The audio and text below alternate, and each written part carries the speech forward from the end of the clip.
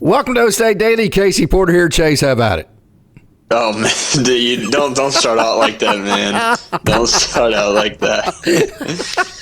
Oh my goodness. It wasn't much of a game for Oklahoma State, to be quite honest with you. OSU, I don't even remember the final score of 22-19. Yeah, they did bring within 3. But hey, I went bowling one time when I was a kid, and I was like, what are these shoes? Those are really ugly, right? That's what today's game reminded me of. It was bowling shoe ugly. I'm trying to be positive before we get way into the negatives, because that's what most of this is going to be. I feel like the defense really did play all right, and I know yardage and things like that don't show it, but they were on the field for 80-something plays.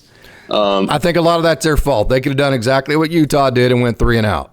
They could have. I thought they were really, really, really good on 3rd down and really bad on 4th down. We can't stop the run. The secondary played a little bit better, maybe, but they can't keep giving up 200 plus yards on the ground every single game that they play. I don't know why we can't run the football. I don't know why Alan Bowman cannot. I mean, he couldn't hit water if he fell out of a boat. First half, certainly. My goodness. And then Garrett Rangel comes in and goes 3 for 11. Brennan Presley got the ball a total of 5 times, which is unacceptable. Ollie Gordon got the ball 14 times. That's if you count carries. Carries and receptions, unacceptable. Those are 2 of your best players, not only on this team but in the country. And if they're only touching the ball that much, you're not going to win a football game. There's no way. You saw a little bit of creativity in the first quarter when they put Ollie Gordon at a wildcat position, which I liked. I thought was great. And then you never saw it again. The fact that there is no quarterback play is frightening, first off, especially going into Kansas State next week. I mean, Ollie Gordon played some quarterback in high school, but just freaking let him do it. I mean, I'm at a loss for words at this point. I've seen inconsistency, and we talked about this in the very first podcast. Alan Bowman has been inconsistent passing the football. Okay, so here's another deal. If teams load the box, right, okay, then throw the ball to your tight end. I mean, we saw the white hot last week against Tulsa. Guess what? As bad as Tulsa is, and I think we're all going to agree, Tulsa's not very good. OSU had them outmatched talent-wise. But still, regardless of talent, he wasn't even covered, right? So if a team's going to load the box, every throw doesn't have to be 52 yards in the air to gain 6 yards, which is what a lot, when Coach Gundy says we need to use the width of the field. The problem with that is when you have cornerbacks like, and this is what I said last week, Chase. Here's what's going to happen to Oklahoma State if they don't figure out a way to run the ball. A team like Utah is going to come in here and play a 5.5-man box, a 6-man box. They're going to have corners that can play man-to-man coverage on our receivers, which kills that little zone slant that Oklahoma State runs over and over and over. And so now, if your receivers just can't out-athlete a corner, which Oklahoma State's not going to be able to do to Utah because Utah's secondary every year is very, very good. If you don't believe me, just go look through NFL rosters. They put guys in the NFL in the secondary. So now if you're playing a 5.5, 6 box and you're winning, or at least you're neutral on the outside matchups with receiver versus corners, now what does Oklahoma State's offense have to offer? No, a wildcat. That's it. And I'm not even trying to be funny. They've shown it one time, and granted it worked, but they never went back to it. I don't know. Here is my biggest complaint about Casey Dunn. When he goes out and the other team stopping the run with a minimal box and matching up on the corners, and now he has to actually game plan an X and O like plan B, plan C, and plan D, and actually go, okay, well, what are they doing? What can I do to adjust off of what they're doing to find success? That's where I think he fails. Yeah, there's no creativity. There's no adjusting scheme. There's no nothing. I think that last year he got bailed out by number 0, honestly.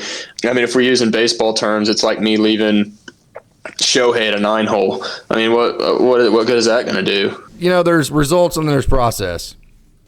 The process of the way Oklahoma State is playing offense right now doesn't suggest that there is some miraculous recovery, and just like last year there was, because Oklahoma State went to a gap scheme.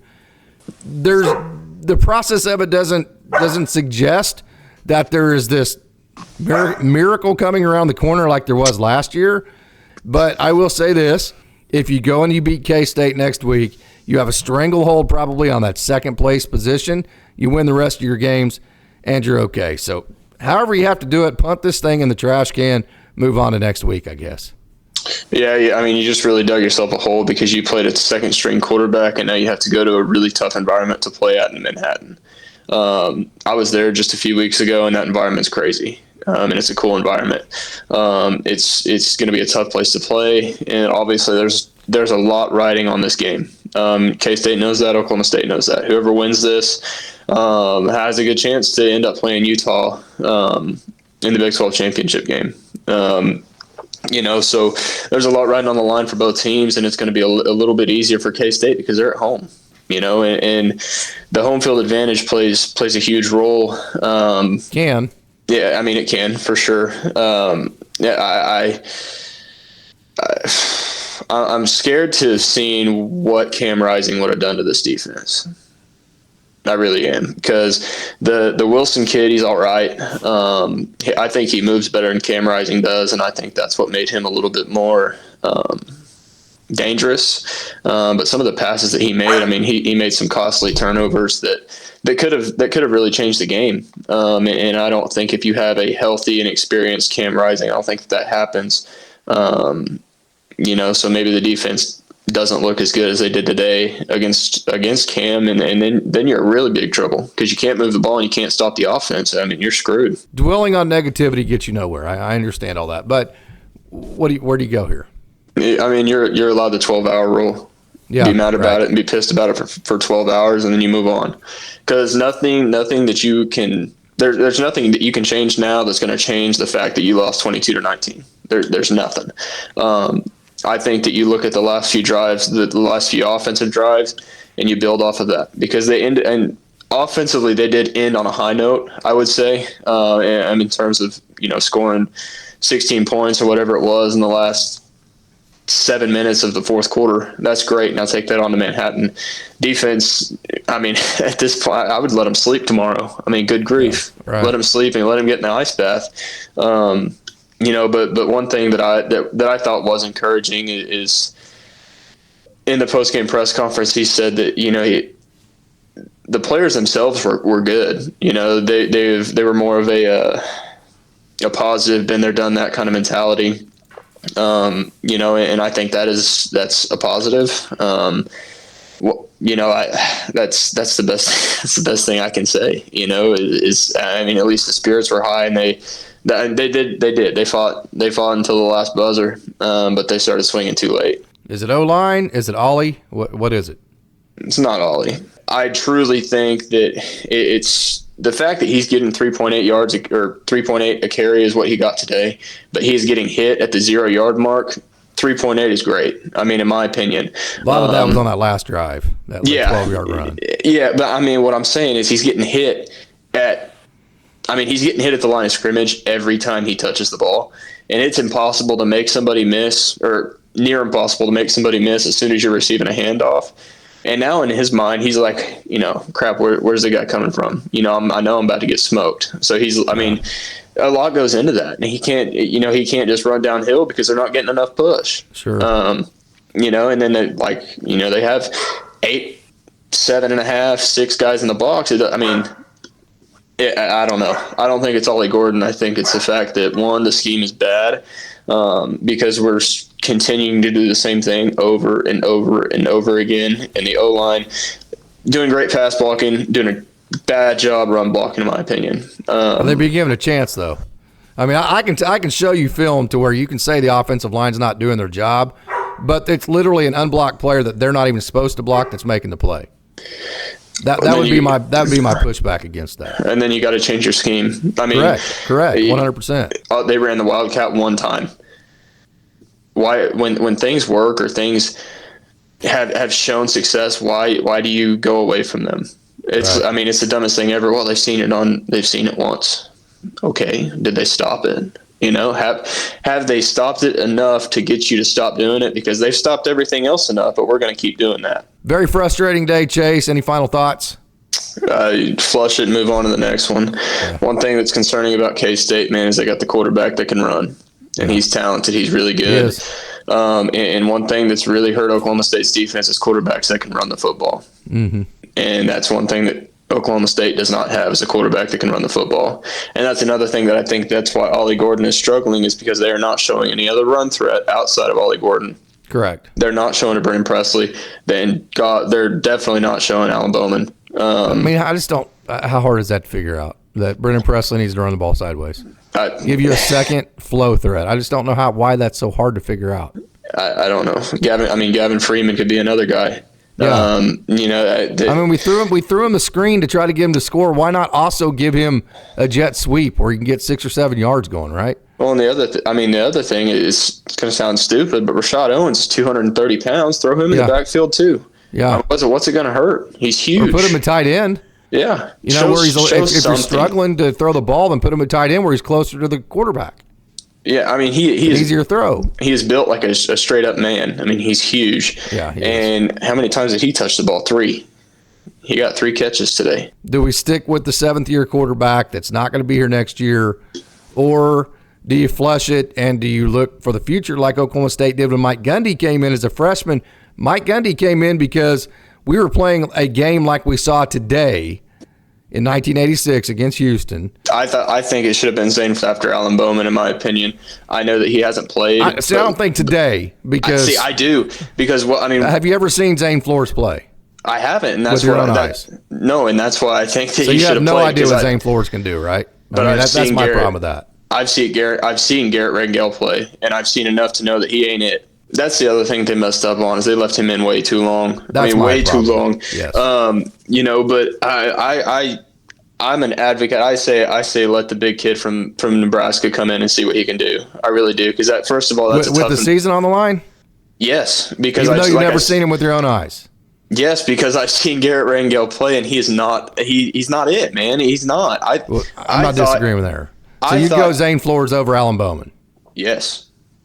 Although you've never seen him. Over Alan Bowman, no. Okay, over Garrett Rangel, yes. So I think they were just trying to steal a series to calm things down, maybe change bad momentum. Like sometimes when you're pitching and you're throwing your fastball and you're just not landing, sometimes you throw a rhythm pitch, like you'll just throw a curveball, and not necessarily for any other reason other than just to change momentum, right? Yeah. I just kind of think that's what that was. Yeah, but it was just too long. The curveball should have been Zane Flores and not Garrett Rangel, because I'm sorry, I've seen enough of him. I'm done. I'm fed up. I'm tired of. So you're ready to throw the season? To hell with the season. Let's bring in the rookie. Screw it. It can't get any worse, is what I'm saying. It can't. Oh, it can get worse. I don't believe it. I really don't, because I'm so sick of a 25-year-old quarterback looking like he hasn't played football before. You're not. You never have been. You're not a fan of Alan Bowman. I'm a much bigger fan. I think he saved last year. I think he gave Oklahoma State credibility by getting them in the Big 12 championship game. He beat OU, and yes, he's up and down. He's streaky. He had an absolute crap day today, and he's been up and down, but I don't think that now is the time just to throw Alan Bowman in the trash can and say to hell with 2024. Here's my thing. If you look at where Oklahoma State was successful, if you go back to Spencer Sanders was really good because he was a threat with his feet. Gunnar Gundy is more of a threat with his feet than Alan Bowman is. Alan Bowman looks like he has 2 left feet, to be honest with you. And I don't know. I think I'm just talking out of emotion at this point, but I'm done, man. I'm done. I need a quarterback. I need a quarterback that can be somewhat mobile. He's not on campus. That's all I'll say. If he is, he hasn't played yet, and he hasn't been good enough in practice to beat out Garrett Rangel. What does that tell you about Zane Flores? I think that they're trying to keep Rangel for whatever the reason, and then I think Zane Flores is going to take the keys next year. That's my opinion, because I think what they're going to try to do is keep an experienced quarterback. The one thing that caught my eye about Garrett Rangel that I liked more than Alan Bowman, and you're going to call me crazy, the one thing that I did like more is at least it looks like he can throw the football without it hurting himself, and it comes out pretty firm and it comes out pretty good. Now it does. Now Lord knows where it's going. It could end up in the 300s, but at least he can put a little pepper on it. I think that's where Alan Bowman struggles the most. His arm strength is not very good, so I think that leads to interceptions. I think it leads to incompletions. He doesn't look confident enough to me in throwing the football if he's been doing it for this long. He really doesn't. It's like he's second guessing himself. The other thing that really frustrates me with quarterback play, he doesn't want to get touched. He doesn't want to take a hit because he's throwing off his back foot. He's trying to avoid. He's flinching. Take one in the chin one time. Yeah. I mean, he's a big old sucker, first off. And second off, you weren't getting pressured very much, but it seems like if anybody gets within 2 yards of him, he's throwing the ball and he's flinching and turning away. Yeah. You're not going to be an effective quarterback like that. You're not. Yeah. You got to be tough. Can't disagree with you there. Very frustrating. Lots of frustration. So I think we probably feel better after running our emotions through the gamut right here, Chase. But hey, thanks for joining. It was a frustrating day, but this has been a lot of fun talking about it. It has. I feel better. I feel like I got a lot off my chest. I feel a lot better now. I'm going to watch Tennessee whoop up on OU and see how the rest of the night goes. That might make me feel a little bit better as well. So. All right, Chase. We'll see you. Great job. Yep. See ya.